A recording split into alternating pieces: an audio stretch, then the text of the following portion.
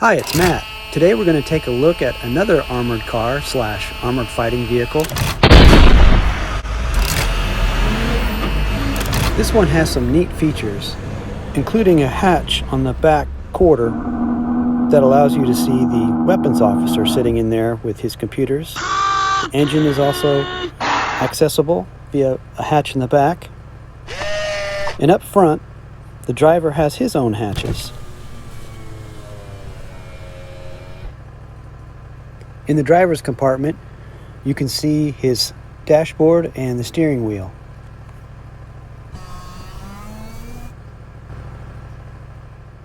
Okay, so you know the drill, as is my style.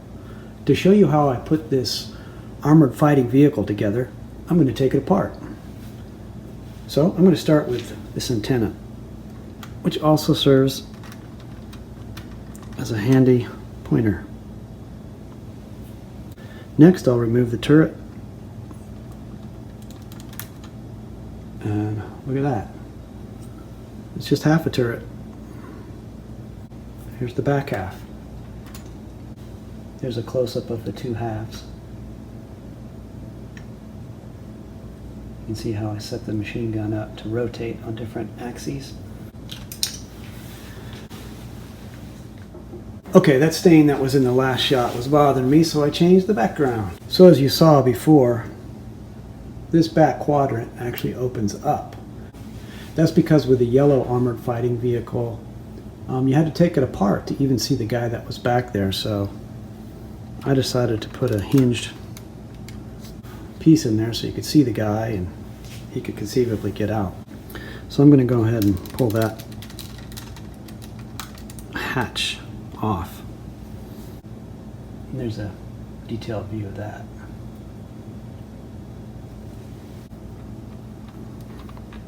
This piece was just floating over that rear compartment space. Here's the top and the turntable, part of the top. We'll hold the phone. I think we've got a stowaway. Yep, I couldn't help it. I had to hide another guy. So keep in mind, you can put whatever you want in there. You could put computers, you could put weapons, another guy, whatever you want. Let your imagination go wild. But I decided to throw another trooper in there.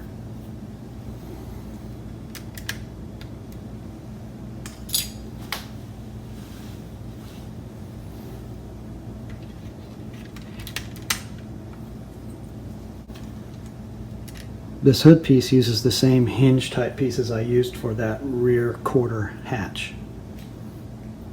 When those came out in around 79 or 1980, I was over the moon. Actually, even with my Lego kit, I was over the moon because it came with one of the space kits. I want to say a word about stickers on Lego parts. As a rule, I do not put stickers on kits when they come out of the box, because to me that limits the future uses of that part. Now, there are exceptions, like for computer screens. Certain things I'll keep just because they're cool and I know I can use them a lot. But this particular piece came with in a box from one of my generous donors, and I just left it there. If I were to peel it off, I'd need to take some kind of rubbing alcohol or something like that, some goof off, to get the glue off. And I thought this actually looked kind of cool on this vehicle, so I kept it. Alright, let's keep going with the build. The unbuild, I mean.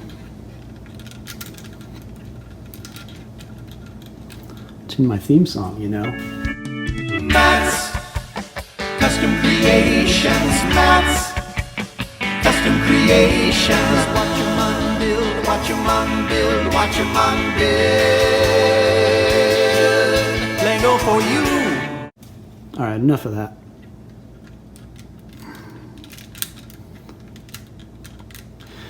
I had a funny comment one time and somebody said, I can't help but hear that song and think it says, watch your mom build, watch your mom build, watch your mom build. Anyway, I thought that was funny.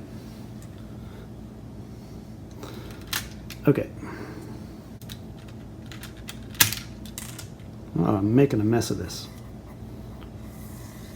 Let me turn it around to the other side.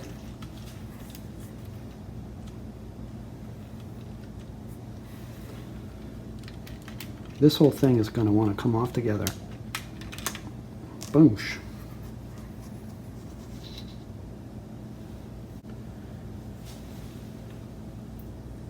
Here you can see that there's actually a lot of layers going on to build up the side in sort of an interweaving, overlapping.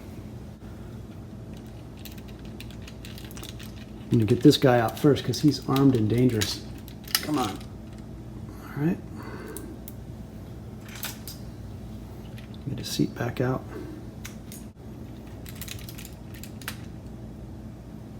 Here's a look at one of the inner fenders. The steering wheel is actually just sort of floating over this guy's lap. I'm going to pull it out with him and I'll get a frontal view. See if I can get that to focus. That's how I did that. Now if you notice, this guy is actually offset. And I did that so I could squeeze in this computer next to him and make it fit. So once I pull him out, okay, so you can see I use these centering pieces and that's going underneath the back of his leg and holding him in, and the seat back is also off center. And same with the computer.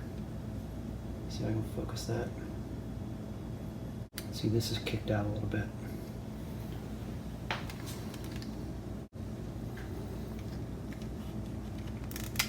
Computer screen is also on one of those hinge pieces like I've been using for the front and that hatch in the back, the rear quarter.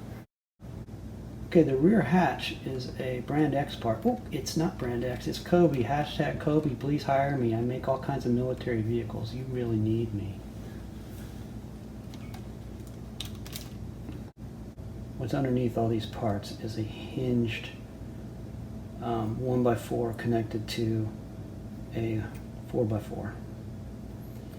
I'm sure there's ways to do it with regular Lego, and I use a lot of these type of vent pieces.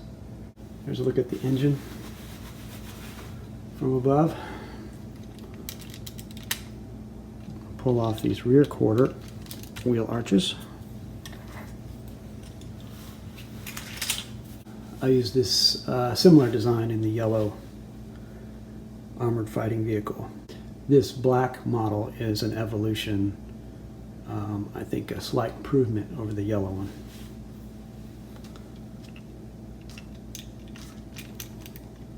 This comes off the back. Using these parts here, I think, which is sort of a neat little detail to show like an inner apron of an engine compartment. For the back sets of wheels, for the inner walls, I used a long 2x flat piece on each side.